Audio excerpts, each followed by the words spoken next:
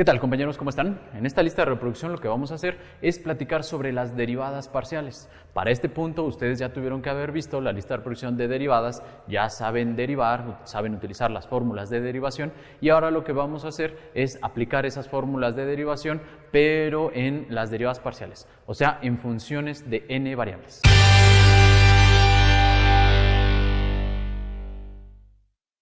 Antes de que empecemos con las derivadas parciales, vamos a ver las funciones que dependen de muchas variables. Por ejemplo, nosotros sabemos que una función f de x es un elemento que depende de la variable x y dependiendo de los valores de x, pues vamos a tener los valores de f. Por ejemplo, si esto fuera x cuadrado, yo podría tener diferentes valores de x y eso me genera diferentes valores de f. Si x vale 0, f valdría 0 también porque sustituyo aquí. Si x vale 1, f vale 1 también porque estamos sustituyendo 1 al cuadrado. Pero si x valiera 2, 2 al cuadrado me da 4.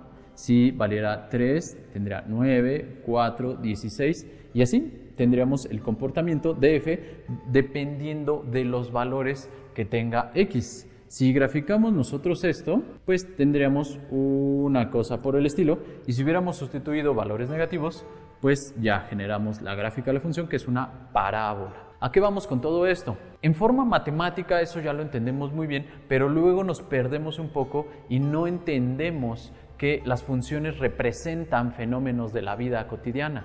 Aquí yo podría tener, por ejemplo, el tiempo y aquí arriba podríamos tener una cantidad de animales de cierta especie. Si estoy hablando de cantidad de animales, pues los números negativos no tendrían mucha coherencia, entonces el dominio de esta función serían puros números positivos y me haría una gráfica así.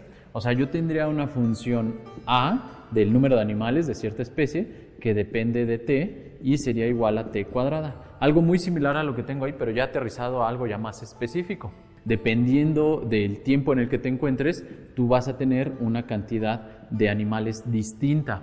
Puedo tener 0 animales, puedo tener 16 animales, puedo tener 25 animales de esa especie y va creciendo esa población de animales. ¿A qué voy con esto? Que yo tengo un fenómeno y ese fenómeno está dependiendo, en este caso específico, del tiempo. O sea, yo estoy diciendo que la cantidad de animales depende solo del tiempo, pero solo dependerá del tiempo o también podrá entrar, por ejemplo, el clima, el alimento, la temperatura, el número de cazadores. Pudiéramos tener una serie de factores que pueden afectar a mi función, el número de animales que tenemos, que ya no solo sea el tiempo, ya estamos hablando de clima, de alimento, de depredadores de otra especie y si ustedes lo piensan así, podríamos tener una gran cantidad de variables sobre las cuales dependa mi función a. En el salón a mí me gusta poner el ejemplo de una función f que representa tu felicidad. ¿De qué depende la felicidad? Pues evidentemente la felicidad no depende de una sola cosa y es muy variable para cada uno de nosotros. Pero siempre que pregunto de qué depende la felicidad en un salón, siempre me dicen que de la salud y lo pongo así. Luego me dicen que de la comida. También me dicen el dinero, siempre hablamos de dinero, de la novia y de los amigos y de la lectura, de los libros, del cine, siempre hablan del alcohol, a veces hablan de otras sustancias que ingieren. De todo eso depende la felicidad. O sea, si pensamos que los fenómenos dependen de una sola cosa, estamos haciendo el análisis muy cerrado. La verdad es que los fenómenos, el que tú quieras, va a depender de un montón de cosas. Aquí yo podría seguir mencionando cuestiones sobre las cuales dependa tu felicidad. La producción depende de muchas cosas, las ventas dependen de muchas cosas, el Producto Interno Bruto depende de un montón de cosas, etcétera, etcétera, etcétera. Entonces, hablar de funciones que dependen de una sola variable, así como lo mencionábamos en el inicio del curso de cálculo, pues es tomar los fenómenos de manera muy simple. La verdad es que los fenómenos dependen de muchas variables y para eso podemos utilizar esta notación así, o también podríamos utilizar esta que dependa de x, de y y de z, o pues las letras que tú prefieras. Aquí cuando ponemos subíndices 1, 2 hasta n, pues es muy conveniente porque yo podría tener 400 variables y nada más tendría la x x 400 y así todas las x que se necesiten. Y si utilizas las letras, pues el abecedario se te acaba muy rápido. Y por esta razón, dado que los fenómenos dependen de muchas variables, es que necesitamos a las derivadas parciales.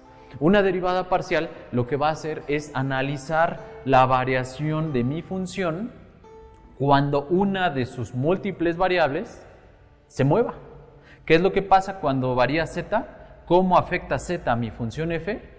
Pues eso sería una derivada parcial, y las derivadas parciales las vamos a escribir con la siguiente notación. La parcial de mi función con respecto a z, así se leería. Y esa sería la notación de lo que acabo yo de explicar. Es como la d que habíamos utilizado para derivadas, pero ahora está un poco curvadito y se lee como derivada parcial de la función. Y acá abajo tienes que decir con respecto a quién, porque yo también podría tener el análisis de la derivada de la función, pero ahora con respecto a x. Y se entendería como el análisis del comportamiento de mi función cuando x varía. ¿En qué forma va a variar la función cuando x varíe?